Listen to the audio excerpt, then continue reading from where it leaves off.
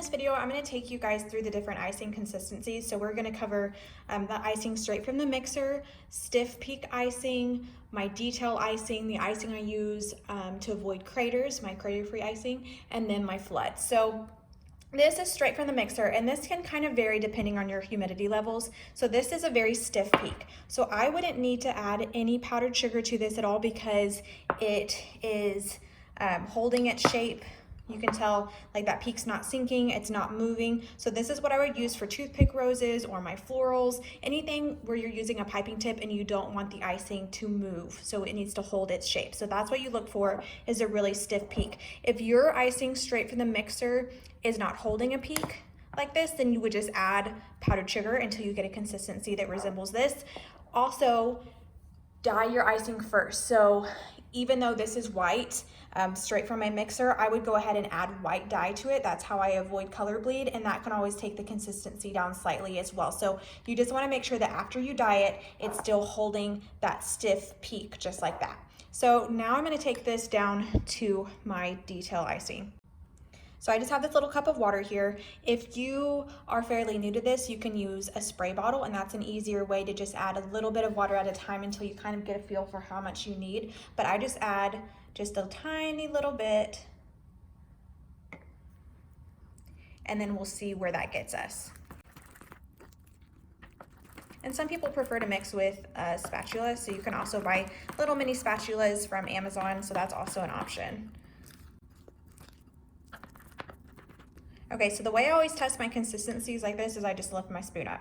So you can see that that is starting to form a curl, and this is definitely a writing consistency that some people use, but I actually like it to be a lot more curl than this. So this is getting there, but I'm gonna add just a little bit more water because I want it to look more like the Dairy Queen curl. But this is something that you guys can experiment with because you may like a little bit of a stiffer peak to pipe with. I just find that a little bit runnier comes out of the bag easier for me. So the stiffer the icing, the more likely it is to kind of clog and curl up at your tip, and you have to squeeze a lot harder, which can kind of be painful for your hands. So this is just something that I prefer, but you guys can kind of see what you like best. So let's see if this gets us closer.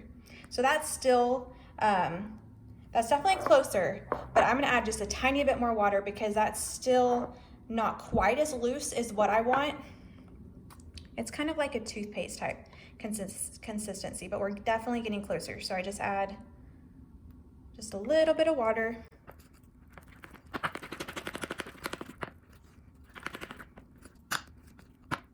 Okay, there we go. So this is exactly the consistency that I use. So I look for that Dairy Queen curl. You can tell that it just, it's a lot fluffier. See how it does like that little peak, kind of like the Grinch, I think, the mountain in the Grinch, whenever it just does that nice curl, and it's just slowly sinking. But if I were to like shake this, it's still holding its peak.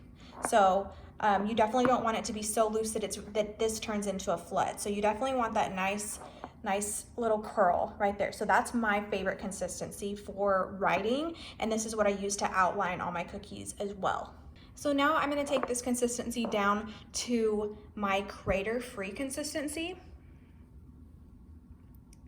I'm just going to add a little bit of water. So this is going to be slightly runnier than this, but not to a full flood. So it's an in-between between your detail icing and your flood icing.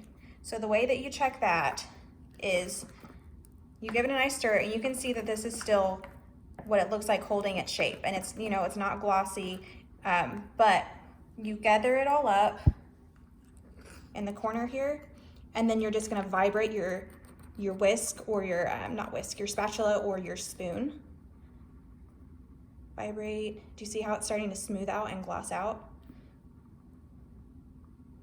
So this is exactly what you want for your crater-free consistency, is when you do that little vibrating motion, it needs to smooth out. And the reason that this works so well is it's still a stiffer consistency, so it has that structure. So it allows you to build it up and have that nice puffy icing look, and it's not gonna sink in on itself because it's not a flood, so it doesn't have as much water that a flood has, and so it has more structure. So now we've got that nice glossy surface, it's smoothed out. I would take my scribe and obviously pop some of the bubbles, but that's the way you tell that it's a crater-free consistency. So I'm just gonna do that again. So you stir it up, you can see it doesn't look like a flood at all right now. It doesn't look smooth, but you just gather it up in the corner and then just start that vibrating. So just vibrate your spoon back and forth. And as you vibrate, it smooths out. So that's how I know that it's a good crater-free consistency icing. So from our crater-free consistency icing, I'm gonna take this to my flood consistency. So I'm gonna add just a little bit more water.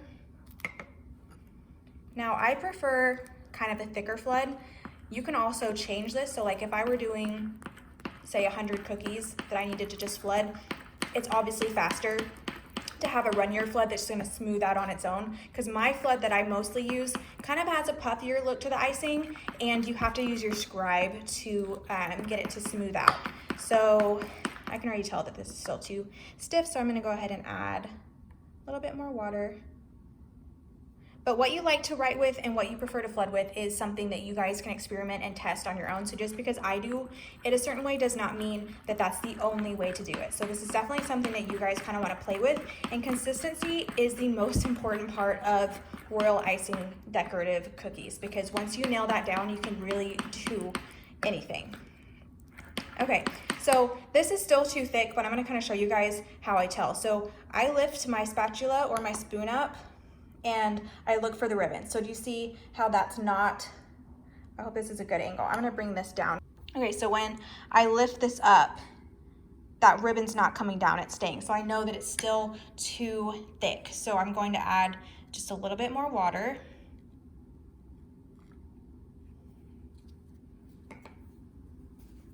And I'm really looking for that continuous ribbon flow.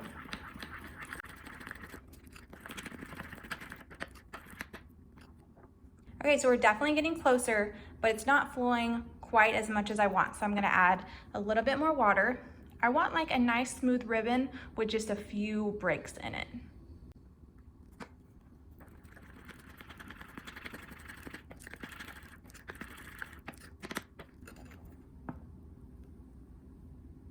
Okay, so this is a perfect flood consistency for me. So you see how it's a nice ribbon, but then it sometimes has that break in it? That's exactly my favorite flood. And I just have my spoon straight up and down.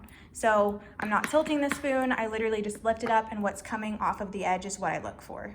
So see how it's just straight up and down? And you have that nice ribbon. So that is my perfect flood. I don't time my icing. I know that that's a common question. The way that you would time your icing is you would run your knife or spoon through the center, and then you time how long it takes for it to come back together. So my icing I've timed before, and this is, I'd say, between like a 12 and 15 second icing. It's just a little bit runnier than like a 15-second icing, and mine doesn't ever completely come back together. You can see that line there. So some people prefer a flood that completely smooths out on its own. You don't have to do any shaking. You don't have to use your scribe, anything like that to get it to smooth out. So that's not the flood that I use, but it's a flood that you could use if you want. So let's say that I accidentally added too much water.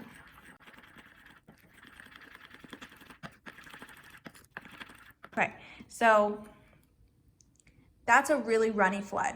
So I would, if this were me, I would add a little bit more powdered sugar, but this might be a flood that you prefer. So watch how, when I spread that through, see how it comes back together really quickly, it's dripping, and you can see that line is disappearing without me having to do any movement whatsoever. So this is probably, let's just see, 1, 2, 3, 4, 5, 6, 7, 8, 9, 10, 11. So this is like an 11-second icing.